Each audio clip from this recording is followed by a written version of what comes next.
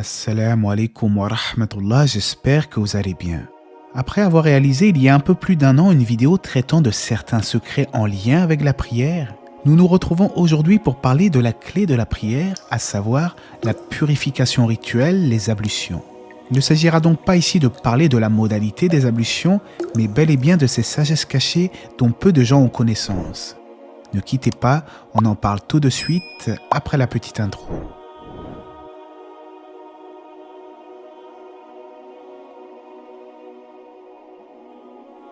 Avant d'entrer dans le vif du sujet, il faut bien garder à l'esprit que derrière chaque adoration prescrite par notre Créateur, il y a une sagesse, que cette dernière soit évidente ou non. Si le croyant arrive à déceler une ou plusieurs de ces sagesses, alors toutes les louanges reviennent à Allah. Mais s'il n'y parvient pas, qu'il se rappelle qu'il ne lui a été accordé que peu de science. Allah dit dans le Coran dans le sens du verset « Et on ne vous a donné que peu de connaissances ». Ce qui est assez étonnant, c'est que les sceptiques de tous bords aiment parfois remettre en cause les sagesses divines et de surcroît questionner leur créateur sur ses injonctions alors qu'il s'agit du Seigneur de l'univers. Quelle ingratitude! Et à cet effet, l'érudit Ibn al-Qayyim a cité dans l'une de ses recherches sur la sagesse de la purification: si Hippocrate et ses compagnons avaient formulé les mêmes recommandations que l'islam, leurs disciples les auraient suivis fidèlement et leur auraient voué la plus haute glorification et démontré la sagesse et les avantages qu'il s'en dégage. La première sagesse des ablutions est que cette purification rituelle est conforme à la saine nature de l'être humain. L'islam est une religion pure par excellence.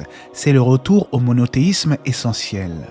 Le croyant se purifie avant tout pour obéir à son Seigneur et chercher sa satisfaction, et cela à travers la mise en application de ses commandements. Celui qui accomplit ces ablutions se purifie spirituellement et physiquement avant d'entamer une autre adoration, à l'image de la prière prescrite. Commençons alors par méditer sur la purification physique.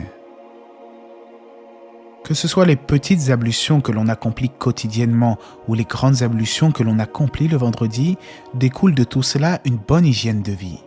Le musulman doit être propre sur lui, se parfumer, mais également enlever les souillures après avoir assouvi ses besoins naturels et si possible avec de l'eau.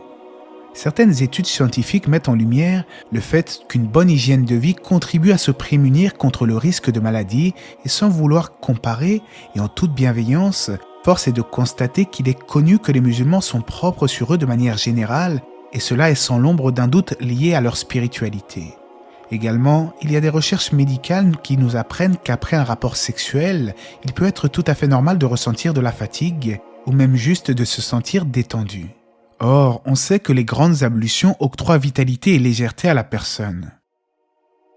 Concernant le côté spirituel, le prophète alayhi salatu wa salam a fait une métaphore intéressante concernant la prière en disant: les 5 prières sont à l'image d'une rivière abondante, coulant devant la porte de l'un d'entre vous et dans laquelle il se lave 5 fois par jour.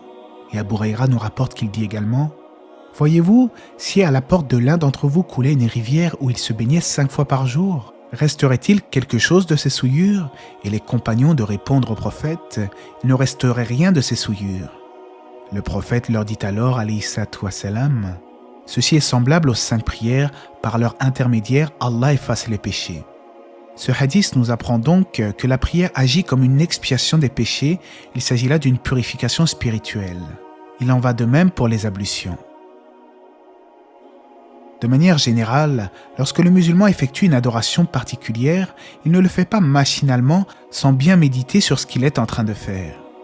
Il doit plutôt avoir l'esprit tourné vers chacune des paroles qu'il prononce ou gestes qu'il effectue. Concernant les ablutions, on doit se rappeler que lorsque l'on se lave le visage, on cherche à se purifier des péchés commis avec les yeux. Lorsque l'on se lave les mains, on se rappelle les fautes que l'on aurait pu commettre avec ces dernières. Et lorsque l'on se lave les pieds, on peut s'interroger: est-ce que j'ai été dans des endroits qu'Allah n'agrée pas? Et tout cela nous est rapporté du messager d'Allah, alayhi salatu wa salam, lorsqu'il nous dit: lorsque le serviteur musulman ou croyant accomplit ses ablutions en se lavant le visage, tout péché commis avec ses yeux s'efface au passage de l'eau, ou jusqu'à la dernière goutte d'eau. Lorsqu'il se lave les mains, tout péché commis avec ses mains s'efface au passage de l'eau, ou jusqu'à la dernière goutte d'eau. Lorsqu'il se lave les pieds, tout péché commis avec ses jambes s'efface au passage de l'eau, ou jusqu'à la dernière goutte d'eau. Si bien qu'à la fin de son ablution, il est lavé de tout péché. Bien entendu, cela ne signifie nullement que le croyant ne doit pas en parallèle demander le pardon pour ses fautes par le repentir.